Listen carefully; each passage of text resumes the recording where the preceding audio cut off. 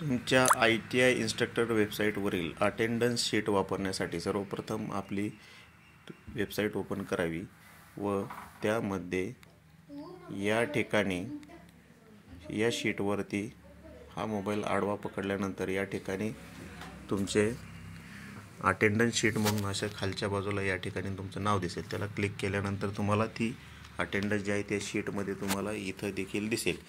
ती अटेंडन्सची sheet edit करण्यासाठी तुम्हाला पहिला जो सेक्शन आहे ITI न्यूज अँड अपडेट सेक्शनमध्ये मोबाईल ऑप्शन सिलेक्ट करावे व मोबाईल ऑप्शन सिलेक्ट केल्यानंतर गुगल शीटवरती ओपन क्लिक करावे व मनोज डोळे टर्नर या पद्धतीने तुमच्या नावाच्या फाईलवर क्लिक करून ओपन करावे व यामध्ये खालच्या बाजूला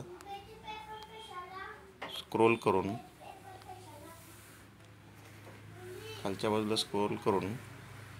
या ठिकाणी स्क्रोल केल्यानंतर आपल्याला प्रेझेंटी हा टॅब दिसेल. या प्रेझेंटी टॅबला क्लिक केल्यानंतर अटेंडन्स प्रेझेंटी किंवा अटेंडन्स टॅब दिसेल. यानंतर क्लिक केल्यानंतर हे अशा पद्धतीने अटेंडन्स तुम्हाला दिसेल.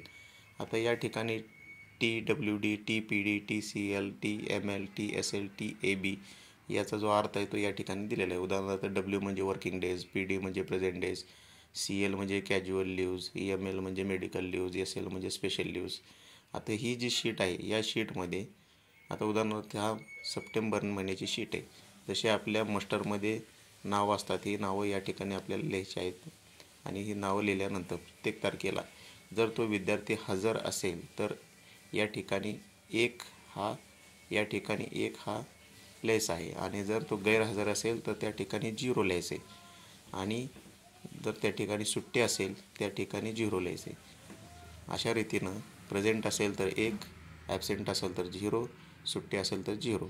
अशा पद्धतीनं आपल्याला ते रोजचे हजेरी इथं आपण मार्क केल्यानंतर या ठिकाणी त्याचं calculation working days, present days, त्याच्यानंतर ॲबसेंट डेज किती या ठिकाणी ते कॅल्क्युलेशन होईल व या ठिकाणी कॅल्क्युलेशन झाल्यानंतर पुढील महिन्यामध्ये ज्यावेळेला आपण या ठिकाणी तो पहिला महिना सप्टेंबर महिना संपल्यानंतर ऑक्टोबर महिन्याच्या इथल्या शीटमध्ये त्याचं कॅल्क्युलेशन कॅरी फॉरवर्ड करून या ठिकाणी त्याचं पर्सेंटेज वगैरे ॲटोमॅटिक काढलं जाईल व नंतर दुसऱ्या महिन्याचं देखील या पद्धतीनं मार्किंग केल्यानंतर त्या दुसऱ्या महिन्याचं मास्टरप्रमाणेच त्या पानावरती इथं कॅल्क्युलेशन होईल आणि नंतर परत ते पुढच्या महिन्यात ते कॅरी फॉरवर्ड करून इकडं पुढं पर्सेंटेज ॲटोमॅटिक निघेल.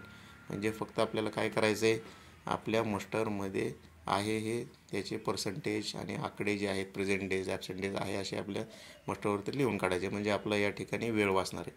अशा पद्धतीनं आपण प्रेझेंटी किंवा अटेंडन्स शीटचा वापर ॲटोमॅटिक पद्धतीनं करून आपला वेळ आपण वाचवू शकतो. ही सर्व सुविधा आपल्याला आपल्या वेबसाईटवरती मिळणार आहे.